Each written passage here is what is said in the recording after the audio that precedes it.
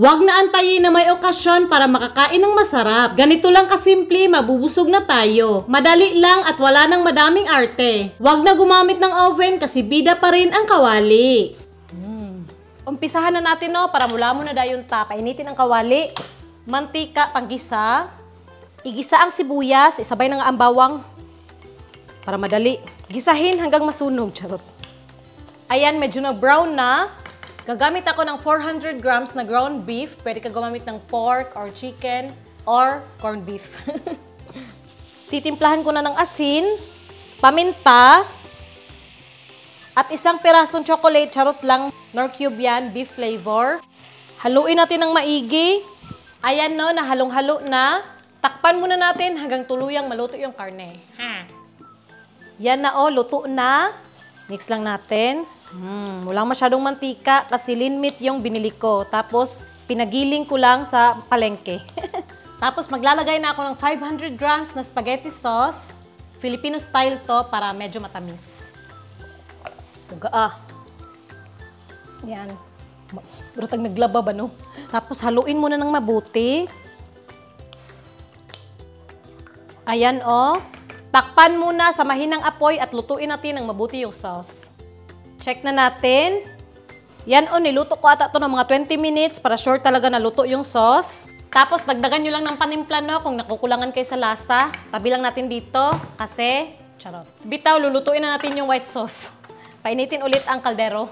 Magtunaw ng 2 kutsarang butter or margarine. Ayan, tunaw na. Dito na tayo maglagay ng 2 kutsarang harina. Tapos haluin ng mabuti. Ayan pag ganito na yung itsura. Yan. Tapos dito na natin dahan-dahang ibuhos ang gatas. Pwede ka gumamit ng fresh milk or evap. Diretso na Ito na halong-halo na. Siyempre titimplahan natin asin, paminta, konting asukal, at konting seasoning lang.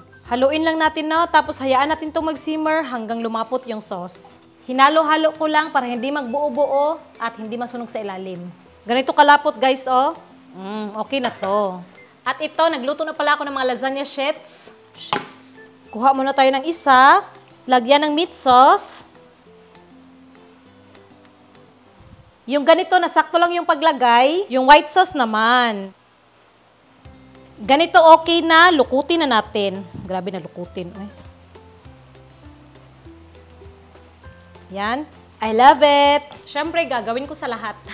Sa malinis na kawali, maglagay tayo ng meat sauce. Tapos, ilagay na natin ang raw lasagna. At ito, sobrang dali lang. Wag mo na sindihan yung apoy, ha. Ilagay muna natin sa taas yung tirang white sauce. Okay. At budburan natin ang easy melt na cheese sa taas. Kahit anong brand, pwede. Basta yung madaling matunaw. Easy melt nga, di ba? Yan, tapos sindihan natin to sa sobrang hina lang. Takpan natin para uminit at para matunaw yung cheese. At ito, na medyo natunaw na yung cheese. Siyempre, okay na to, Pwede na to kainin. Pero gusto ko na may burning effect, so gagamitin natin ng torch. Para masunog yung cheese. Yan, Tapos, budburan mo ng damo, optional lang. Okay, winner na ang lasagna roll sa kawali. Subukan na natin to, Wow. Yan, Subukan na natin to. Gutom na ako. Yan,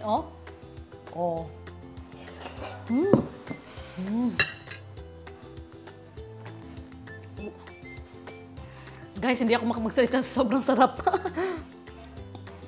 Ayan, hab-hab.